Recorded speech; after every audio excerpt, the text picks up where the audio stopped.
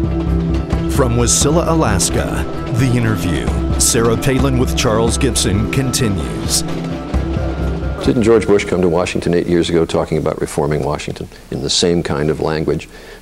Ran as something of a maverick, actually. Came to Washington, 8 years, hasn't changed the ethos in Washington particularly. Why are you any different?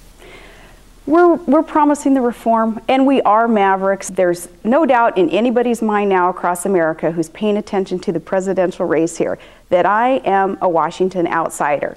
I mean, look at where you are. I am a Washington outsider. I do not have those allegiances to the power brokers, to the lobbyists. We need someone like that in Washington, someone committed to the American people and implementing their will, not the power brokers' will. You mentioned in the three principles that you change spending. You also talked about taxes. Why do you both keep saying that Obama is going to raise people's taxes? It's been pretty clear what he intends. He's talked about middle-class tax cuts, extending Bush tax cuts on everything but people who own or earn more than $250,000 a year. Cuts taxes on over 91% of the country. Why do you keep saying he's going to raise people's taxes? Well, I would argue with the whole premise of that his mission is to not increase taxes. He's had 94 opportunities to either vote for a tax cut or not support tax increases, and 94 times he's been on the other side of what I believe the majority of Americans want. One of John McCain's central campaign arguments, tenets of his campaign, is eliminating earmarks. And the first big spending pork barrel earmark bill that comes across my desk, I will veto it. I will make them famous, and you will know their names. Are you with John McCain on that? I certainly am. And of course, the poster child for the earmarks was Alaska's, what people in the lower 48 refer to, the bridge to nowhere. Of course, it was a bridge to a community with an airport in southeast Alaska. But that was excessive, and an earmark like that, not even supported necessarily by the majority of Alaskans. We killed that earmark, we killed that project, and as I've said over and over, if Alaska wants that bridge, $300–400 million over to that island with an airport, we'll find a way to build it ourselves. The rest of the country doesn't have to build that for us. You have said continually that I said to Congress, thanks, but no thanks. If we're going to build that bridge, we'll build it ourselves. Right. But it's now pretty clearly documented. You supported that bridge before you opposed it.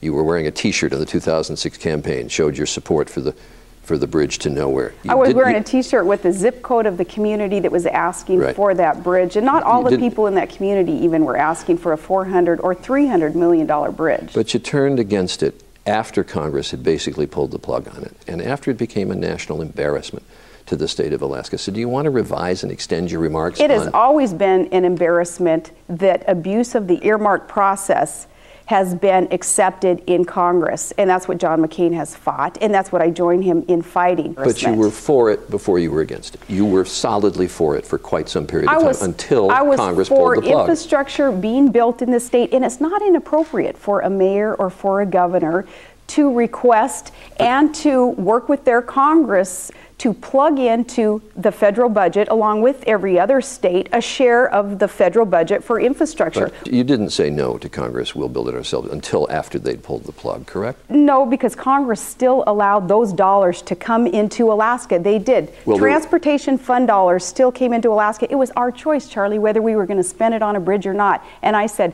thanks, but no thanks. We're not going to spend it on the bridge. They appropriated $223 million, I think, for the bridge. Then when the project died, that money was still there. And the state of Alaska kept that money. Is that consistent with the image of a reformer? It certainly is. Those are infrastructure dollars that a state government and a local government needs to figure out how to best prioritize those federal funds. When you were a mayor of Wasilla, you hired a very prominent lobbyist to get Wasilla money. We did. We paid $30,000 for a lobbyist who was in D.C. because we're thousands and thousands of miles away from D.C. It would have cost us a lot more to be traveling back and forth from this small community. The state of Alaska in 2008 got $155 million in earmarks for a population of 670,000 people. That's $231 per person in Alaska.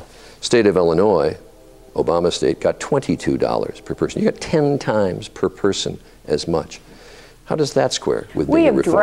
We have drastically reduced our earmark requests. Governor, this year, requested $3.2 million for researching the genetics of harbor seals, money to study the mating habits of crabs.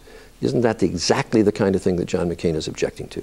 Those requests through our research divisions and our wildlife departments and our universities did come through that system, but wanting it to be in the light of day, not behind closed doors with lobbyists making deals with Congress, and it's not going to be accepted in a McCain-Palin administration. Earmark abuse will stop.